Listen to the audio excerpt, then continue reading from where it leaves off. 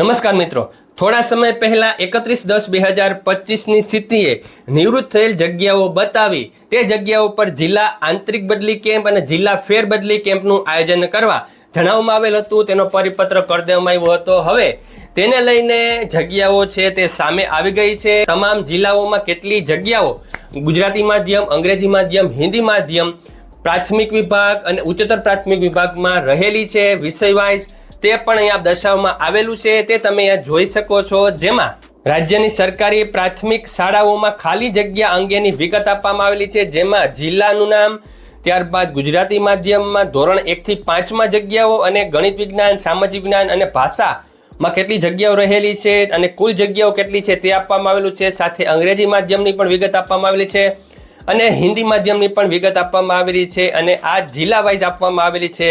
આ તો વાત હતી જિલ્લા શિક્ષણ સમિતિ હેઠળ આવતી તમામ શાળાઓની. હવે નગર શિક્ષણ સમિતિ હેઠળ આવતી તમામ શાળાઓની વિગત તમે જોઈ શકો છો, જે પણ ગુજરાતી માધ્યમ, અંગ્રેજી માધ્યમ અને હિન્દી માધ્યમમાં ધોરણ 1 થી 5 ગણિત વિજ્ઞાન, સામાજિક વિજ્ઞાન અને ભાષાના સાથે કુલ જગ્યાઓ આપવામાં આવેલી છે, તે તમે અહીંયા જોઈ શકો છો.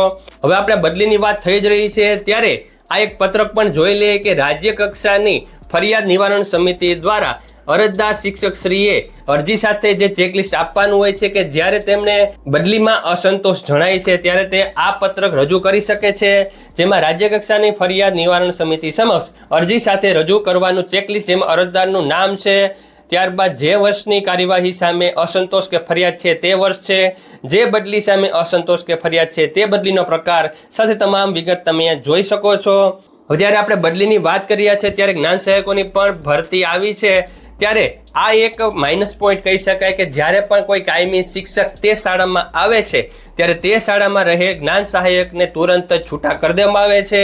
તો આ સાથે એક નવા પત્રકો પણ જોઈ લે કે જે હાજર અને છૂટા બાબતના જિલ્લા કક્ષાની જ્યારે ફેરબદલી કે આંતરિક બદલી થાય છે ત્યારે કયા કયા પત્રકોની જરૂર પડે છે તે તમે જોઈ શકો છો, જેમાં જિલ્લા આંતરિક બદલી કેમ્પમાં થયેલ ઓનલાઈન હુકમની ખરાઈ કરવા માટેની અરજી, ત્યારબાદ છૂટા કર્યા બાબતની અરજી, ત્યારબાદ હાજર કર્યાની અરજી, શાળામાં મહેકમની સ્થિતિ બાબતનું પ્રમાણપત્ર, નોન પેમેન્ટ સર્ટિફિકેટ, પગાર ચૂકવણી ન કર્યા બાબતનું પ્રમાણપત્ર, અંતિમ પગાર પ્રમાણપત્ર એટલે કે લાસ્ટ પે સર્ટિફિકેટ, જિલ્લા આંતરિક બદલી કેમ્પમાં છૂટા કરેલ શિક્ષકશ્રીનો પ્રેસા પોર્ટલમાંથી કેસ ટ્રાન્સફર કર્યા બાબતનું પ્રમાણપત્ર, જિલ્લા આંતરિક બદલી કેમ્પમાં છૂટા કરેલ શિક્ષકશ્રીનો SAS પોર્ટલમાંથી ટ્રાન્સફર કર્યા બાબતનું પ્રમાણપત્ર, જિલ્લા આંતરિક બદલી કેમ્પમાં છૂટા કરેલ શિક્ષકશ્રીનો IFMS પોર્ટલ પર કેસ ટ્રાન્સફર કર્યા બાબતનું પ્રમાણપત્ર,